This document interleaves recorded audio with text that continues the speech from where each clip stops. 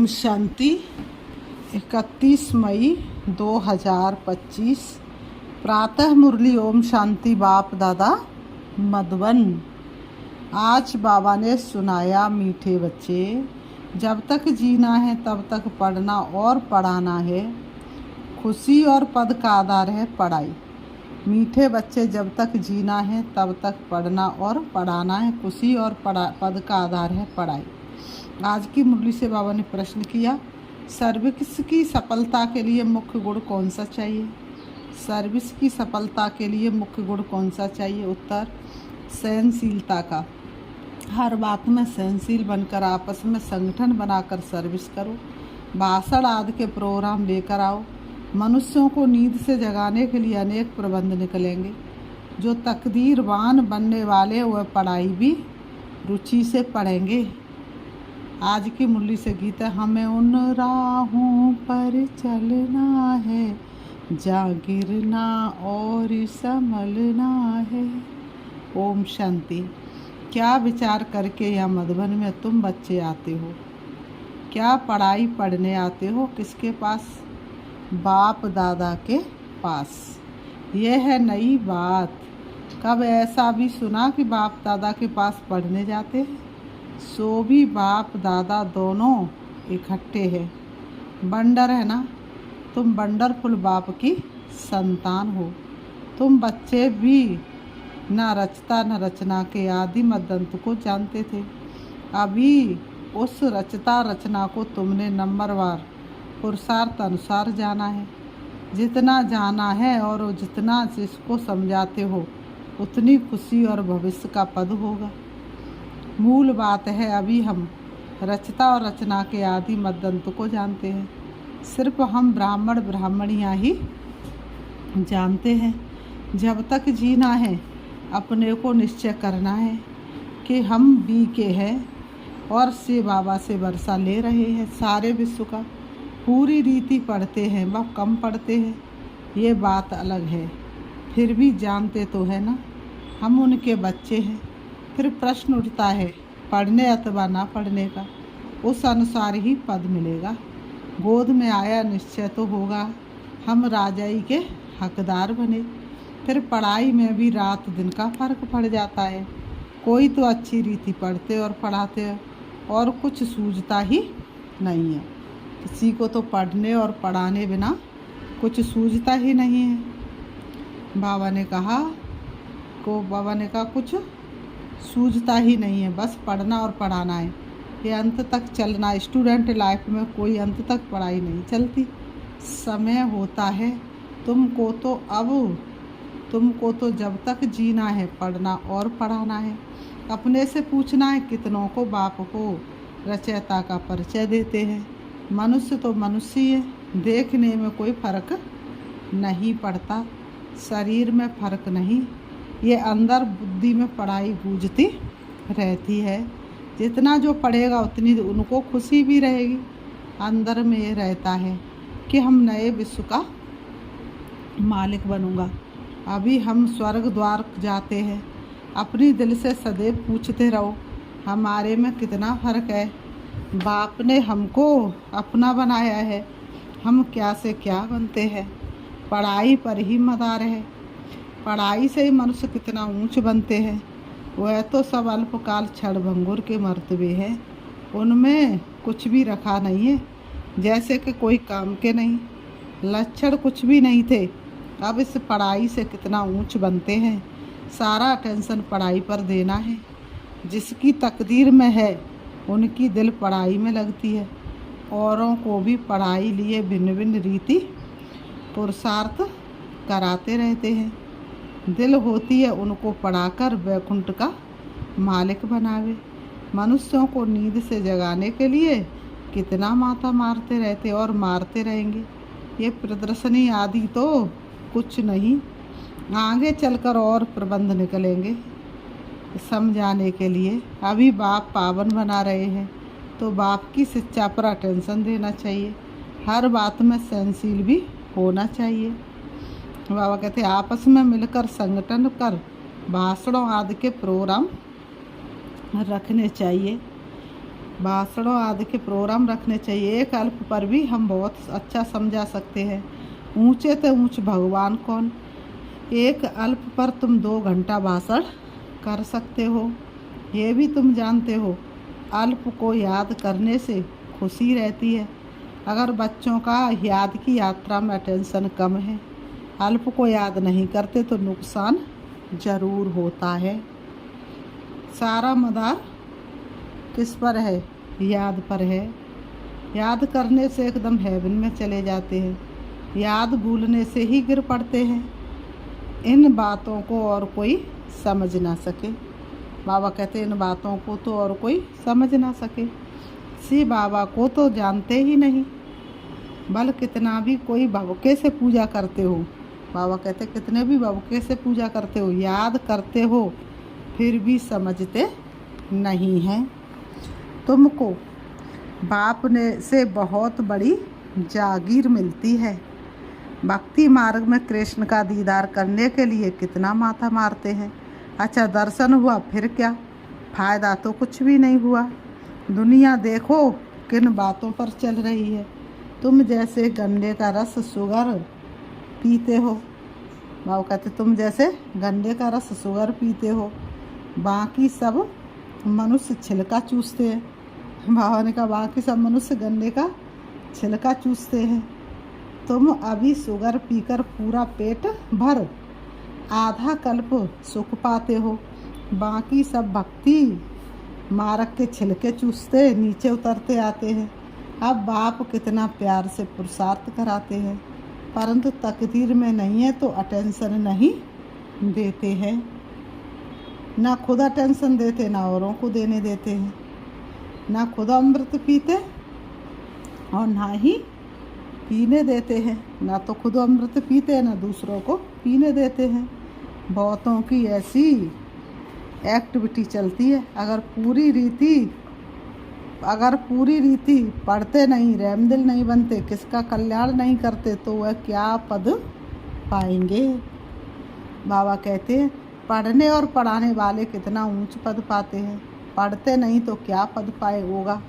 वह भी आगे चल रिजल्ट का पता पड़ जाएगा, फिर समझेंगे और उनका फिर समझेंगे।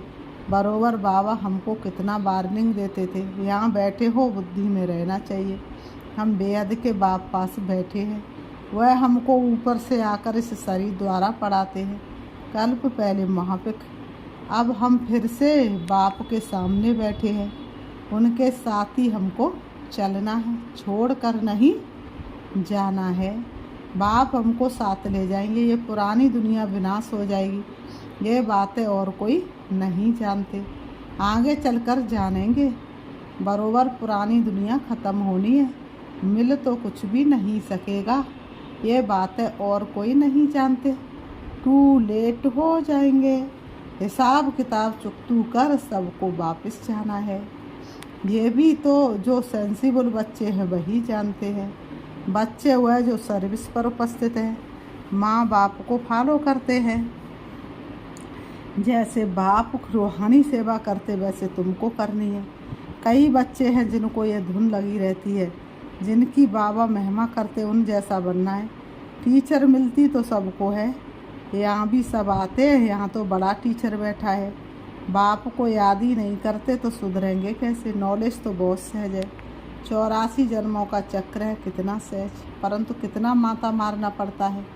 बाप कितनी सहज बात समझाते हैं। बाप को और 84 के चक्र को याद करो तो बेड़ा पार हो जाएगा। ये मैसेज सबको देना है। अपनी दिल से पूछो कहाँ तक मैसेंजर बना हूँ। जितना बहुतों को जगाएंगे उतना इनाम मिलेगा। अगर जगाता नहीं हूँ तो ज़रूर कहाँ सोया हुआ हूँ, फिर मुझे इतना ऊंच पद तो मिलेगा नहीं। बाबा रोज़ रोज़ कहते हैं शाम को अपना सारे दिन का पोता मेल निकालो, सर्विस पर भी रहना है। मूल बात है बाप का परिचय देना। बाप ने ही भारत को स्वर्ग बनाया था, अभी नरक है, फिर स्वर्ग होगा। चक्र तो फिरना है, तमो प्रधान से सतो प्रधान बनना है। बाप को याद करो तो बेकार निकल जाएंगे। सतयुग में बहुत थोड़े होते हैं, फिर रावण राज्य में कितनी वृद्धि होती है। सतयुग में 9 लाख, फिर धीरे धीरे वृद्धि को पाएंगे। जो पहले पावन थे वही फिर पतित बनते हैं। सतयुग में देवताओं का पवित्र प्रवृत्ति मार्ग था, वही फिर अपवित्र प्रवृत्ति वाले बन पड़े हैं। बाबा कहते ड्रामा अनुसार ये चक्र फिरना ही है। अब फिर तुम पवित्र प्रवृत्ति मार्ग के बन रहे हो। पापी आकर पवित्र बनाते हैं, कहते हैं मुझे याद करो तो विक्रम विनाश होंगे। तुम आधा कल्प पवित्र थे, फिर रावण राज्य में तुम पतित बने हो। ये भी तुम अभी समझते हो। हम भी बिल्कुल भरतनाट्य पहनी थे। अभी कितनी नॉलेज मिली है जिससे हम क्या से क्या बनते हैं। बाकी जो भी इतने धर्म है ये ख़त्म हो जाने हैं। सब मरेंगे ऐसे जैसे जानवर मरते हैं। जैसे बर्फ़ पड़ती है तो कितने जानवर, पंछी आदि मर जाते हैं। नेचुरल कैलेमिटी जाएगी। बाबा कहते हैं नेचुरल कैलेमिटीज आएगी, ये सब ख़त्म हो जाएगा। ये सब मरे पड़े हैं। इन आँखों से जो तुम देखते हुए फिर नहीं होगा। नई दुनिया में बिल्कुल ही थोड़े रहेंगे।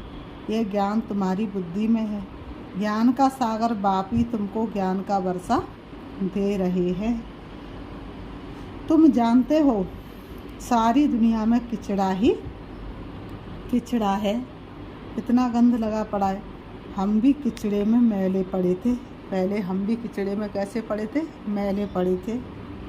बाबा किचड़े से निकाल, अब कितना गुलगुल बना रहे हैं।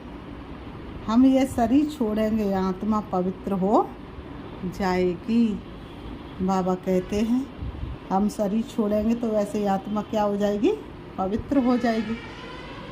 बाप सबको एक रस पढ़ाते हैं, किसको ज़्यादा किसको कम नहीं, एक रस पढ़ाते हैं। परंतु कईयों की बुद्धि बिल्कुल जड़ है, कुछ भी समझ नहीं सकते। ये भी ड्रामा में, बाबा ने कहा ये भी ड्रामा में नूंद है। बाप कहते इनकी तकदीर में नहीं है तो हम भी क्या कर सकते हैं। जब तकदीर में नहीं है तो बाप भी क्या कर सकते हैं।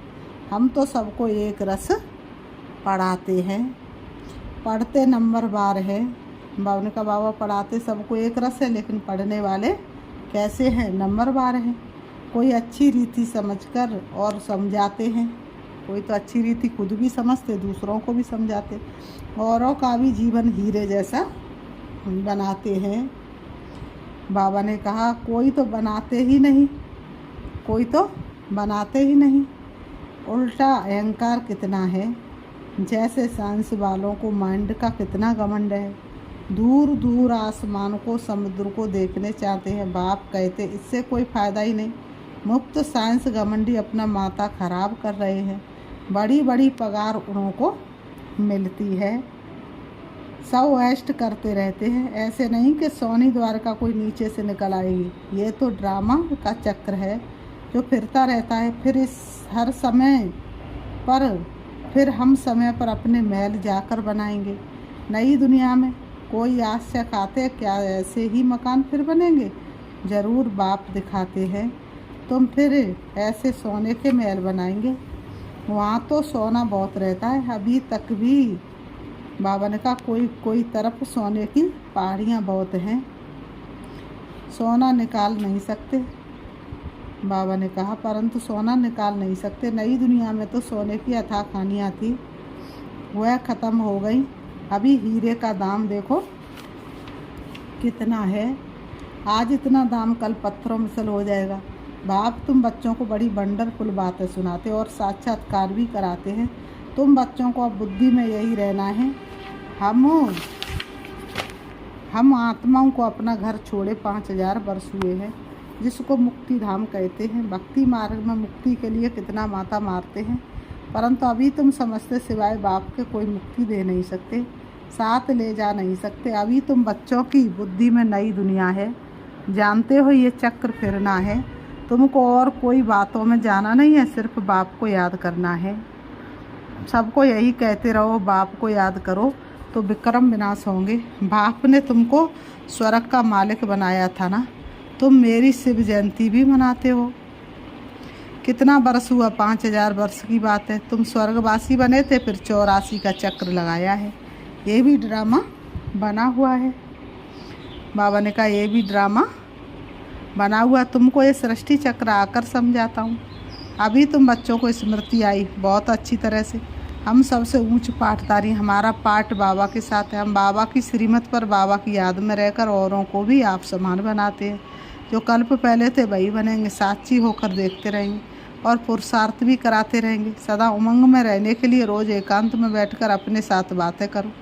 बाकी थोड़ा समय से अशांत दुनिया में है, फिर तो अशांति का नाम नहीं रहेगा। कोई मुख से कह न सके कि मन की शांति कैसे मिले। शांति के लिए तो जाते हैं, परंतु शांति का सागर तो एक ही बाप है, दूसरे कोई पास ये वस्तु है नहीं। वैसे तुम बच्चों की बुद्धि में गूंजना चाहिए रचता रचना को जानना। ये है ज्ञान, वह शांति के लिए, वह सुख के लिए। सुख होता है धन से, धन नहीं तो मनुष्य काम का नहीं। धन के लिए मनुष्य कितना पाप करते हैं। बाप ने अथाह धन दिया, स्वर्ग सोने का, नरक पत्थरों का। फिर बाबा कहते अच्छा मीठे मीठे सीखी लते बच्चों प्रति माता पिता बाप दादा का याद प्यार और गुड मॉर्निंग। रूहानी बाप की रूहानी बच्चों को नमस्ते। हम रूहानी बच्चों की रूहानी बाप दादा को याद प्यार और नमस्ते नमस्ते नमस्ते नमस्ते। धारणा के लिए मुख्य सार नंबर 1, समय निकाल एकांत में अपने आप से बातें कर, अपने को उमंग में लाना है। समय निकाल एकांत में अपने आप से बातें कर, अपने को उमंग में लाना है। आप समान बनाने की सेवा के साथ साथ साक्षी होकर हर एक के पाठ को देखने का अभ्यास करना है। नंबर 2, बाप को याद कर अपने आप को सुधारना है। बाप को याद कर अपने आप को सुधारना है। अपनी दिल से पूछना है, अपनी दिल से पूछना है कि मैं मैसेंजर बना हूँ, कितनों को आप समान बनाता हूँ, कितनों को आप समान बनाता हूँ।